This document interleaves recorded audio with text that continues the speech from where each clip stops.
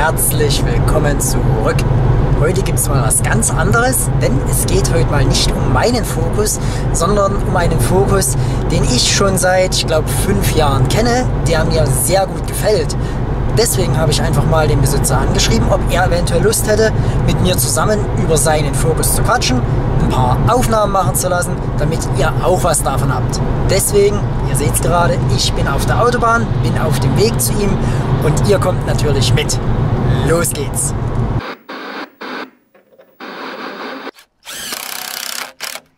Angekommen bin ich neben mir, das ist der Marco. Den Marco kenne ich bis vor circa 2 Stunden gar nicht. Er folgt mir seit längerem bei Instagram, aber ich kenne sein Auto. Und das steht gerade hinter ihm. Und bevor es um das Auto geht, würde ich sagen, stellt sich der Marco erstmal selber vor. Wer bist denn du, was machst denn du und warum fährst denn du so ein altes Auto? Ja, das ist eine gute Frage. Also ich bin Marco, 30 Jahre alt, komme aus Gommern, das ist in der Nähe von Magdeburg. Ja, zum Ford bin ich grundsätzlich wahrscheinlich durch meine Familie gekommen. Wir haben irgendwie immer Ford gefahren. Da war es nur vorherbestimmt, dass es irgendwie in die Richtung gehen würde. Zum Fokus kam ich dann eigentlich eher durch Zufall. Da sind wir damals rumgefahren, haben nach Gebrauchtwagen geguckt, was es so werden könnte. Und da stand beim Ford Autohaus unseres Vertrauens halt ein schwarzer MK1 Dreitürraum, der es dann letztendlich auch geworden ist. Das ist also nicht mein erster Fokus. Ich hatte davor also schon mal einen Dreitürer. Den habe ich jetzt seit 2013. Also es ist ein Focus MK1 Stufenheck mit 2-Liter Motor in schwarz. Genau. Und nicht mehr ganz Serie, Gott sei Dank. Das Leben ist zu kurz, um serienmäßig Autos zu fahren. Sehr gut. An dieser Stelle könnten wir eigentlich schon Schluss machen, weil mir das als Fazit gefällt. Machen wir aber nicht. Wir gehen jetzt mal auf Marcos Auto genau ein. Motor hast du ja schon gesagt. 2 Liter, 131 PS. Ja. Und das auffälligste Merkmal und auch der Grund, warum ich heute hier bin, sind die Dinger da. Denn das sieht ein bisschen nach BBS aus. Was ist es denn? Ja, das sind natürlich keine BBS. Wer sich ein bisschen auskennt, wird natürlich wissen, dass es für den Lochkreis nichts von BBS gibt, zumindest nicht in der Form. Ja, es sind IB Le Mans in der Größe 7,5x17 GT35. Eigentlich natürlich für einen Audi 80 gedacht. Daher passt das nicht so ganz.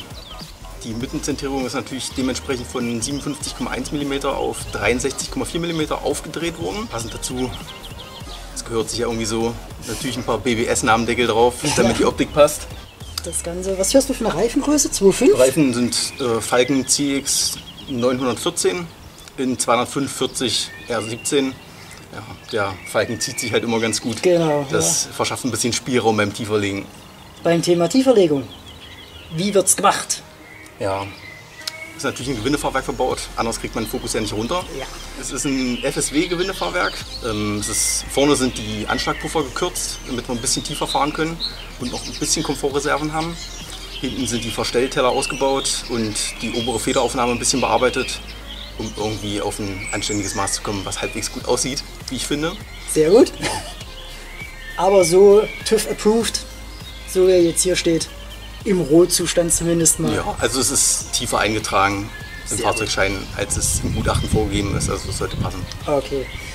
Du hattest gesagt, Fahrwerk von FSW. Soweit Genau. ich weiß, hast du von FSW noch was verbaut, worauf viele 1er Fokusfahrer stolz wären, wenn es denn das noch gäbe. Ja, das ist nämlich die FSW Abgasanlage, Genau. was eigentlich eine Remus Abgasanlage ist, die einfach von FSW umgelabelt wurde damals.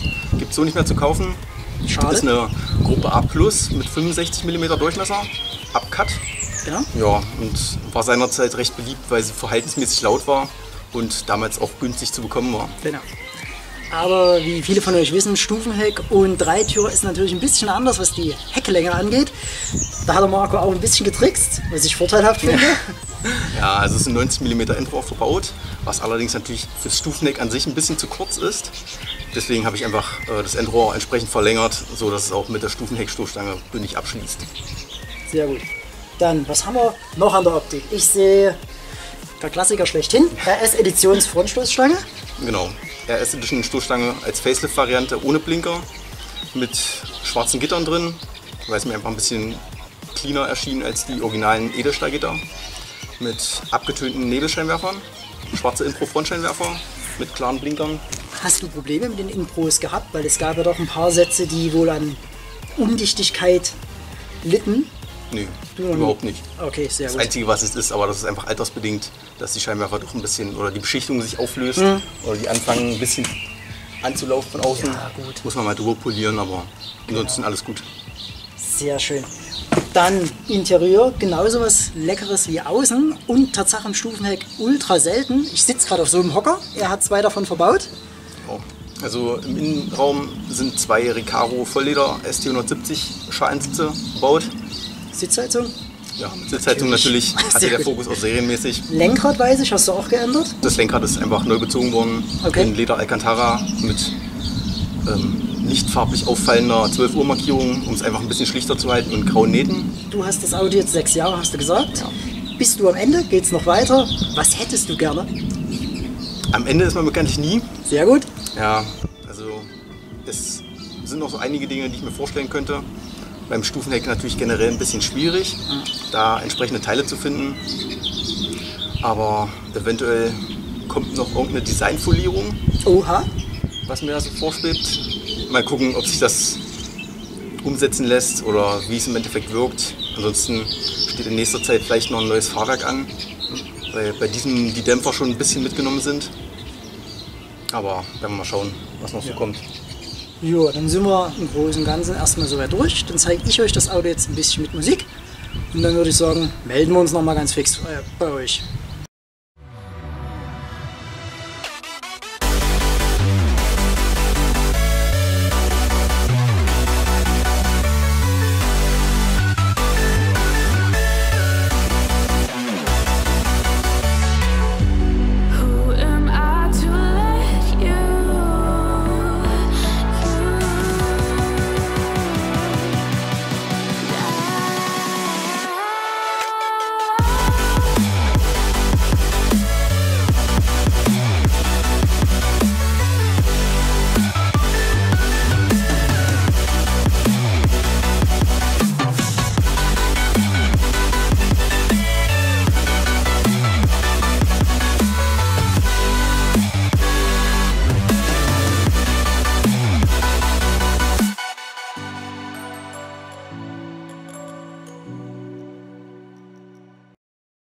Der Marco und ich sind jetzt gerade vom Bildermachen, vom Quatschen und auch vom Essen wieder rein.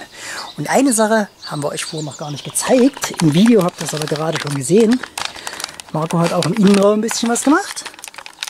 Schwarzer Himmel, schwarze A, B und C Säulen, ST 170 Türöffner. Die Griffschalen sind lackiert und da unten habt ihr noch eine ST 170 Pedalerie. Und dann hat mir der Marco noch was vorgegaukelt. Und zwar hat er mir von dem Bild mal gezeigt, dass er in der Kiste, die jetzt hinter mir steht, einen Bügel verbaut hat. Und diesen Bügel hat er aber jetzt komischerweise nicht mehr verbaut. Und jetzt hat mir der Marco noch gezeigt, wo er den Bügel hat, beziehungsweise aus was er ist. Und zwar hat der Schlingel sich einen Fake-Bügel gebaut aus PVC-Rohr. Und ich finde das großartig. Wenn ihr also mal irgendwie etwas haben wollt, was cool aussieht und mehr Schein als Sein ist, geht mal in den Baumarkt, macht so wie er und baut euch irgendwas aus PVC. 20 € kann man ruhig mal ausgeben für ein bisschen Spaß. Ja, auf jeden Fall. Für alle, die immer sagen, Spaß kostet, in dem Fall 20 €. Sehr gut. Marco, ich bedanke mich vielmals bei dir. Wir machen jetzt noch fix 2 Bilder von unseren Autos zusammen und dann fahre ich nach Hause. Wenn euch der ganze Quatsch gefällt, lasst mir gerne ein Abo, ein Like und einen Kommentar da. Ansonsten nochmal danke. Gern. Vielen Dank. Bis zum nächsten Video. Bleibt im Fokus. Ciao.